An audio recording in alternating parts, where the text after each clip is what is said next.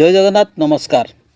आसतु नजर पकईवा मयूरभंज जिलार आज top news update कौन कौन सब रही किंतु तापूर्व आपण मानक गोटे अनुरोध भिडियोटी को संपूर्ण देखंतु आ जो मैंने प्रथम कर चैनल को आछंती सब्सक्राइब करंतु जाफल प्रत्येक नूतन वीडियो नोटिफिकेशन आपण सर्वप्रथम पाई परिबे। आज प्रथम खबर सिनेमा हॉल छकरे स्कूटी डिक्की टंका लुट चतुरता देखाई चंपट मारिला चोर। खंडेईपड़ा ग्रामर सालखु सोरेन 26 वर्ष state bank of India Karanjia शाखार 1,05,000 टंका उठाइबा परे स्कूटी डिक्की टंका रखी करंजिया सहर व्यस्तबहुल सिनेमा हॉल छकरे एक ग्रोसरी दुकान रे गाड़ी छेड़ा कर सामग्री किणुवा बेले जनिक युवक स्कूटी डिक्की टंका चोरी करुवा जानिबाकु पाई दौड़ी आसिथिले एवं ताकु धरिबाकु उद्यम करुवा बेले चोर जनक किछि टंका रास्ता उपरे फिंगी देइथिला। सालकु टंका उठाइबा समय चोर जनक सहयोगी सहित सेठारु बाइक जोगे पलाई जाइथिला। घटना पर करंजिया पुलिस घटनास्थल में पहुंची तदंत आरंभ करछि। एही चोरी घटना सीसीटीवी वीडियो निकटस्थ दुकान ठारू हस्तगत होइछि। परवर्ती खबर दिव्यांग नाबालिका को दुष्कर्म नहीं बादामपाड़ थाना रे अभियोग। विगत मास 28 तारिख बादामपाड़ थाना अंचल एक गाँव एक नाबालिका को जैनिक व्यक्ति दुष्कर्म करथिला। दीर्घदिन पर नाबालिका घटना संपर्क में परिवारवर्ग को कहवा पर अपराह्न 2टा समय पीड़िता बापा बादामपाड़ थाना रे लिखित अभियोग करछंती। पुलिस घटना को नहीं अधिक तदंत करथिबार सूचना मिली। परवर्ती खबर झारपखरिया पुलिस द्वारा जामसोल ठारे एक बेआईन बाली बोझे ट्रैक्टर जबत जड़े गिरफ।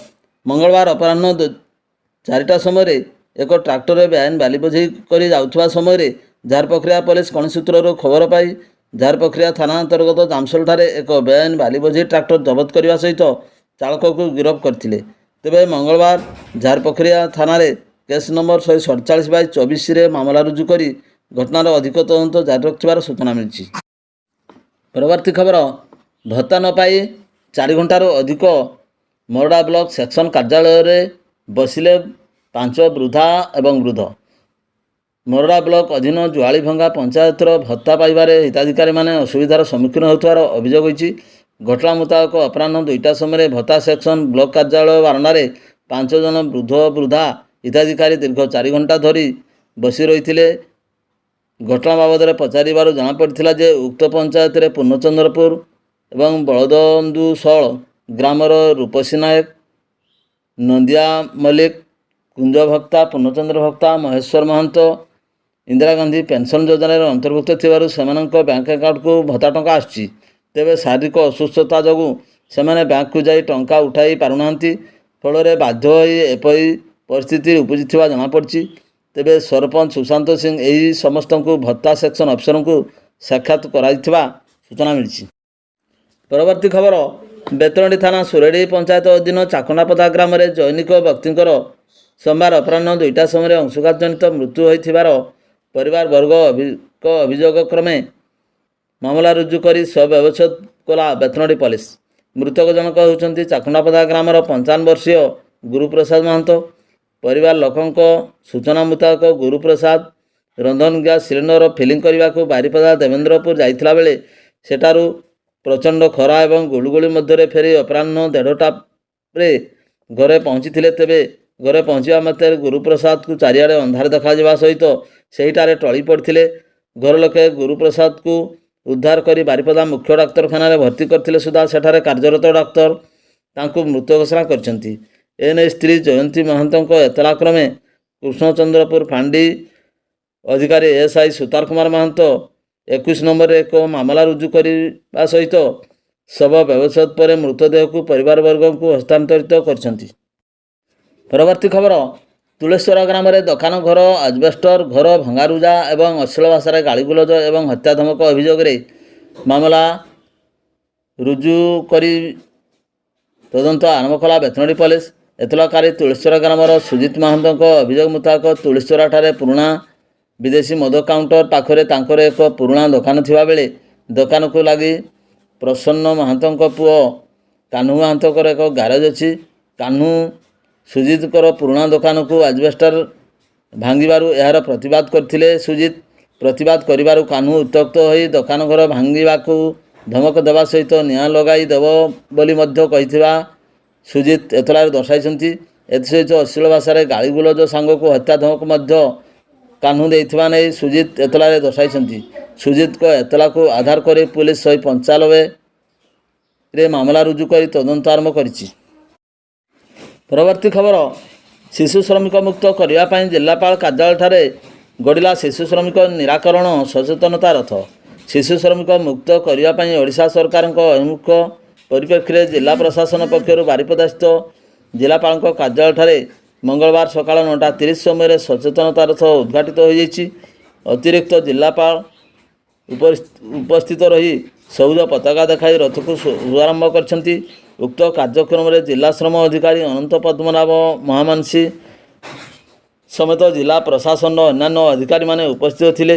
ଶିଶୁ ଶ୍ରମିକମାନଙ୍କୁ କିପରି ସମାଜର ମୁଖ୍ୟ ସ୍ରୋତରେ ସାମିଲ କରାଯାଇପାରିବ ସେଥିପ୍ରତି ବିଶେଷ ଦୃଷ୍ଟି ଦେବାକୁ ଏହି କାର୍ଯ୍ୟକ୍ରମର ମୂଳ ଲକ୍ଷ୍ୟ ରହିଛି। ଏହାର ଅବମାନନା କଲେ ସମ୍ପୃକ୍ତ ଲୋକଙ୍କ ଉପରେ କଠୋର କାର୍ଯ୍ୟାନୁଷ୍ଠାନ ଗ୍ରହଣ ହେବ ବୋଲି କହିଛି ଜିଲ୍ଲା ପ୍ରଶାସନ। ପରବର୍ତ୍ତୀ ଖବର, ଜମିଜମାକୁ କେନ୍ଦ୍ର କରି ଗତ 16 ତାରିଖରେ ରାଜଗୋବିନ୍ଦପୁର ଥାନା ନୁଣଚାଟି ଗ୍ରାମର ହୋଇଥିବା ହତ୍ୟାକାଣ୍ଡ ଘଟଣାରେ ଫେରାର ଅଭିଯୁକ୍ତ ମଙ୍ଗଳବାର ଥାନାରେ ଆତ୍ମସମର୍ପଣ କରିଛି। ରାଗରେ ନିଜ ସାନ ଭାଇକୁ ହତ୍ୟା କରିଥିବା ଅଭିଯୁକ୍ତ ଜଣେ ଆଇନଜୀବୀଙ୍କ ପରାମର୍ଶ କ୍ରମେ ତାଙ୍କ ସହ ଥାନାକୁ ଆସି ଆତ୍ମସମର୍ପଣ କରିଛି। ସୂଚନାଯୋଗ୍ୟ ଯେ ଗତ 16 ତାରିଖ ଦିନ ନୁଣଚାଟି ଗ୍ରାମର ଦେବେନ୍ଦ୍ର ମାହାନାଙ୍କ ପୁଅ ଅରୁଣ ମାହାନା ଏବଂ ଜୟନ୍ତ ମାହାନାଙ୍କର ସାନ ପୁଅ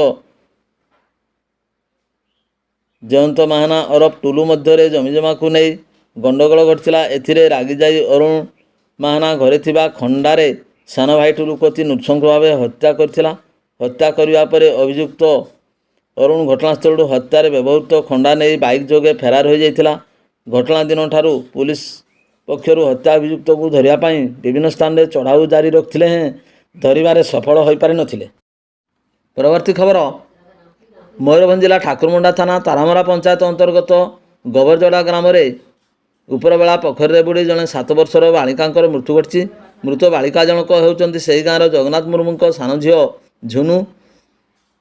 ମିଳିଥିବା ସୂଚନା ଅନୁଯାୟୀ ଝୁନୁ ତା'ର ସାଙ୍ଗମାନଙ୍କ ସହିତ ଖେଳି ଖେଳି ଗ୍ରାମରେ ଥିବା ପୋଖରୀ କୂଳକୁ ଚାଲିଯାଇଥିଲେ। ଦିନ 3ଟା ସମୟରେ ଝୁନୁ ଖେଳୁ ଖେଳୁ ପୋଖରୀ ଭିତରେ ପଶିଯାଇ ପାଣିରେ ବୁଡ଼ି ଯାଇଥିଲେ। ଝୁନୁ ପାଣିରେ ବୁଡ଼ିଯିବା ଦେଖି ତା'ର ସାଙ୍ଗମାନେ ଦୌଡ଼ି ଯାଇ ଘରଲୋକଙ୍କୁ କହିଥିଲେ। ପରିବାର ଲୋକେ ଏବଂ ଗ୍ରାମବାସୀ ଘଟଣାସ୍ଥଳକୁ ଯାଇ ବୁଡ଼ି ଯାଇଥିବା ଝୁନୁକୁ ପାଣି ଭିତରୁ ଉଦ୍ଧାର କରି ଠାକୁରମୁଣ୍ଡା ଗୋଷ୍ଠୀ ସ୍ୱାସ୍ଥ୍ୟ କେନ୍ଦ୍ରକୁ ଏକ ବାଇକ୍ ଯୋଗେ ଆଣି ଭର୍ତ୍ତି କରିଥିଲେ। ସେଠାରେ କିନ୍ତୁ ଡାକ୍ତର ତାଙ୍କୁ ମୃତ ଘୋଷଣା କରିଥିଲେ। ଖବର ପାଇ ଠାକୁରମୁଣ୍ଡା ପୋଲିସ କେସ୍ ନମ୍ବର 7/2024ରେ ଏକ ଅପମୃତ୍ୟୁ ମାମଲା ରୁଜୁ କରି ତଦନ୍ତ କରୁଛି। ପରବର୍ତ୍ତୀ ଖବର, କୁଡ଼୍ମୀ ଜାତିକୁ ଆଦିବାସୀ ବର୍ଗରେ ପୁନଃ ସାମିଲ କରିବା ନେଇ ରାଜ୍ୟ ସରକାରଙ୍କ ପକ୍ଷରୁ କେନ୍ଦ୍ର ସରକାରଙ୍କୁ ସୁପାରିଶ କରିବା ଦାବି ନେଇ ଗତ 1 ଦଶନ୍ଧିରୁ ଉର୍ଦ୍ଧ୍ୱ ସମୟ ଧରି କୁଡ଼୍ମୀ ସେନା ପକ୍ଷରୁ ଆନ୍ଦୋଳନ ଜାରି ରହିଛି। ବର୍ତ୍ତମାନ କେନ୍ଦ୍ର ଏବଂ ରାଜ୍ୟର ବିଜେପି ସରକାର ଥିବାରୁ ଏହି ଦାବି ପୂରଣ ଦିଗରେ କୁଡ଼୍ମୀ ସେନା ଅଧିକ ଆଶାବାଦୀ ହୋଇ ଉଠିଛନ୍ତି। ଏଣୁ ଏହି ଦାବିକୁ ପୂରଣ କରିବା ସକାଶେ ମୁଖ୍ୟମନ୍ତ୍ରୀ ମୋହନ ମାଝୀଙ୍କ ଉଦ୍ଦେଶ୍ୟରେ କୁଡ଼୍ମୀ ସେନାର ପ୍ରତିଷ୍ଠାତା ସଭାପତି ଜୈମିନୀ କୁମାର ମହାନ୍ତଙ୍କ ନେତୃତ୍ୱରେ ଏକ ଦାବିପତ୍ର ଏଠାରେ ଜିଲ୍ଲା ପ୍ରଶାସନ ଜରିଆରେ ଅତିରିକ୍ତ ଜିଲ୍ଲାପାଳ ଦୌଲତ ଚନ୍ଦ୍ର କାରଙ୍କୁ ପ୍ରଦାନ କରାଯାଇଛି। ଏହି ଦାବିପତ୍ର ପ୍ରଦାନ ବେଳେ ସାଇରାମ ମହାନ୍ତ, ବିଶ୍ୱନାଥ ମହାନ୍ତ, ଉପେନ୍ଦ୍ର ମହାନ୍ତ, ଘନ ମହାନ୍ତ, ପ୍ରମିଳା ମହାନ୍ତ, ସୁଜାତା ମହାନ୍ତ, ଅଞ୍ଜଳି ମହାନ୍ତ, କବିତା ମହାନ୍ତ, ଝୁନି ମହାନ୍ତ, ବେଣାପାଳି ମହାନ୍ତ ପ୍ରମୁଖ ବହୁ ସଂଖ୍ୟାରେ ସାମିଲ ଥିଲେ। କୁଡ଼୍ମୀ ସେନାର ସଭାପତି ଶ୍ରୀ ମହାନ୍ତଙ୍କ ଆହ୍ୱାନ କ୍ରମେ ଓଡ଼ିଶା କୁଡ଼୍ମୀ ବହୁଳ ବିଭିନ୍ନ ଜିଲ୍ଲା ତଥା ମୟୂରଭଞ୍ଜର ସମସ୍ତ ଉପଖଣ୍ଡରେ ମଧ୍ୟ ମୁଖ୍ୟମନ୍ତ୍ରୀଙ୍କ ଉଦ୍ଦେଶ୍ୟରେ ଏହି ଦାବିପତ୍ର ନେଇ ସ୍ମାରକପତ୍ର ପ୍ରଦାନ କରାଯାଇଥିବାର ଜଣାଯାଇଛି। ପରବର୍ତ୍ତୀ ଖବର, ବସ୍ତା ରେଳ ଷ୍ଟେସନରୁ ବାଇକ୍ ଯୋଗେ ରାଜଗୋବିନ୍ଦପୁର ଫେରୁଥିବା ବେଳେ ଖୁଣ୍ଟା କାଜୁ ଜଙ୍ଗଲରେ 5 ଜଣ ଅସାମାଜିକ ଯୁବକ ବାଇକ୍ରେ ଥିବା 2 ଭାଇଙ୍କୁ ଅଟକାଇ ଛିନତାଇ କରିବା ଉଦ୍ଦେଶ୍ୟରେ ମରଣାନ୍ତକ ଆକ୍ରମଣ କରିଥିବା ସ୍ଥାନୀୟ ଥାନାରେ ଅଭିଯୋଗ ହୋଇଛି। ଖବରରୁ ପ୍ରକାଶ ଯେ ରାଜଗୋବିନ୍ଦପୁର ଗ୍ରାମର ସତ୍ୟବ୍ରତ ମହାନ୍ତିଙ୍କ ପୁଅ ବିଶ୍ୱଜିତ ଓରଫ ଟିକି ଏବଂ ରମେଶ ମହାନ୍ତିଙ୍କ ପୁଅ ସୁଜିତ ମହାନ୍ତି ରାତିରେ ସନ୍ଧ୍ୟାରେ ସାଙ୍ଗ ଅଭୟ ପାର୍ଥ ଦାସକୁ ବସ୍ତା ରେଳ ଷ୍ଟେସନରେ ଛାଡ଼ି କମାରଡିହା ରାସ୍ତା ଦେଇ ରାଜଗୋବିନ୍ଦପୁର ଫେରୁଥିଲେ। ରାତି ପ୍ରାୟ 9ଟା ସମୟରେ ଖୁଣ୍ଟା କମାରଡିହା ମୁଖ୍ୟ ରାସ୍ତାର ବ୍ରାହ୍ମଣଦା ଗ୍ରାମରେ 5 ଜଣ ଅସାମାଜିକ ଯୁବକ ବାଇକ୍ରେ ଆସି 2 ଭାଇଙ୍କୁ ଛିନତାଇ କରିବାକୁ ବାଇକ୍ରେ ଅଟକାଇଥିଲେ। 2 ଭାଇ ଏଥିରେ ପ୍ରତିରୋଧ କରିବାରୁ ସେମାନଙ୍କୁ ନିସ୍ତୁକ ମାଡ଼ ମାରି ଲହୁଲୁହାଣ କରି ପକାଇଥିଲେ। ସ୍ଥାନୀୟ ଲୋକେ ଖବର ପାଇ ଘଟଣାସ୍ଥଳକୁ ଆସିବାରୁ ଅସାମାଜିକ ଯୁବକମାନେ ସେଠାରୁ ପଳାଇଥିଲେ। ସ୍ଥାନୀୟ ଯୁବକ ଗୁରୁତର ଆହତ ବିଶ୍ୱଜିତ ଏବଂ ସୁଜିତଙ୍କୁ ରାଜଗୋବିନ୍ଦପୁର ସ୍ୱାସ୍ଥ୍ୟକେନ୍ଦ୍ରକୁ ପଠାଇଥିଲେ। ସେଠାରେ ବିଶ୍ୱଜିତ ଅବସ୍ଥା ଗୁରୁତର ଥିବାରୁ ତାଙ୍କୁ ବାରିପଦା ପଠାଯାଇଛି। ତେବେ ବସ୍ତା ଥାନା ଅନ୍ତର୍ଗତ ବ୍ରାହ୍ମଣଦା ଗ୍ରାମର ରଞ୍ଜନ ଦେହୁରୀ ଓରଫ ଜଗା, ତ୍ରିଲୋଚନ ବେହେରା ଓରଫ ଟିକ, ରାଜା ବଢ଼େଇ ଓରଫ ଏବଂ ମହାଦେବ ସରାଇ ଗ୍ରାମର ସୁକୁମାର ମହାପାତ୍ରଙ୍କ ନାଁରେ ଏତଲା ଦିଆଯାଇଛି। ବସ୍ତା ଥାନା ଅଞ୍ଚଳରୁ ଆସି ରାଜଗୋବିନ୍ଦପୁର ଥାନା ଅଞ୍ଚଳରେ ଅଭିଯୁକ୍ତ ଯୁବକମାନେ ଏଭଳି କାର୍ଯ୍ୟ କରି ଆସୁଥିଲେ ମଧ୍ୟ ପୁଲିସ ପକ୍ଷରୁ କୌଣସି କାର୍ଯ୍ୟାନୁଷ୍ଠାନ ଗ୍ରହଣ କରାଯାଉନାହିଁ। ଫଳରେ ଉକ୍ତ ରାସ୍ତାରେ ରାତି 8ଟା ପରେ ଯାତାୟାତ ପାଇଁ ଲୋକେ ନିରାପଦ ମଣୁନଥିବା ଅଭିଯୋଗ ହେଉଛି। ପରବର୍ତ୍ତୀ ଖବର, ସାନମୁଣ୍ଡାବଣୀ ପଞ୍ଚାୟତ ବାଘଝରଣସ୍ଥ ଡାଇସାହି ଗ୍ରାମରେ ସୋମବାର ରାତିରେ ଏକ ଦନ୍ତା ହାତୀ ଗାଁ ମୁଣ୍ଡ ତଥା ହାତୀଚଲା ପଥ ନିକଟରେ ଥିବା ଏକ ଦୋକାନ ଗୃହରେ ଆଜବେଷ୍ଟସ୍ ଛାତ ଭାଙ୍ଗିଛି। ହାତୀଟି ଅଳ୍ପ ସମୟ ମଧ୍ୟରେ ଗାଁ ଚାରିପଟେ ଘୂରି ବୁଲୁଥିବା ବେଳେ କାମିନୀ ହେମ୍ବ୍ରମଙ୍କ ଘର ବାରଣ୍ଡାରେ ଥିବା ହାଣ୍ଡିଆ ଖାଇ ଅନ୍ୟ ଏକ ଘର ପଟେ ଯାଇଥିଲା। ତେବେ ବାରଣ୍ଡାର ଏକ ଖଟରେ ଶିଶୁପୁତ୍ର ସହ ଶୋଇଥିବା ଥମୟ ହେମ୍ବ୍ରମ ହାତୀର ଶବ୍ଦରେ ଭୟରେ ଅଚାନକ ଖଟ ତଳେ ପଡ଼ିଯାଇଥିଲେ। ହେଲେ ପ୍ରାଣ ଭୟରେ ବର୍ତ୍ତିବା ଲାଗି ନିଦ ଅଳସରେ ନିଜ ଛୁଆକୁ ଭାବି ଦୈବାତ ଏକ ବିରାଡ଼ିକୁ ଧରି ଦୌଡ଼ି ପଳାଇଥିବା ଭଳି ଏକ ହତବାକ ତଥା ଲୋକହସା ଘଟଣା ଘଟିଥିବା କୁହାଯାଇଛି। ତେବେ ହାତୀଟି ପିଲାର କୌଣସି କ୍ଷତି କରିନଥିବା ଜଣାଯାଇଛି। ଭିଡ଼ିଓଟିକୁ ଶେଷ ପର୍ଯ୍ୟନ୍ତ ଦେଖିଥିବାରୁ ଅନେକ ଅନେକ ଧନ୍ୟବାଦ।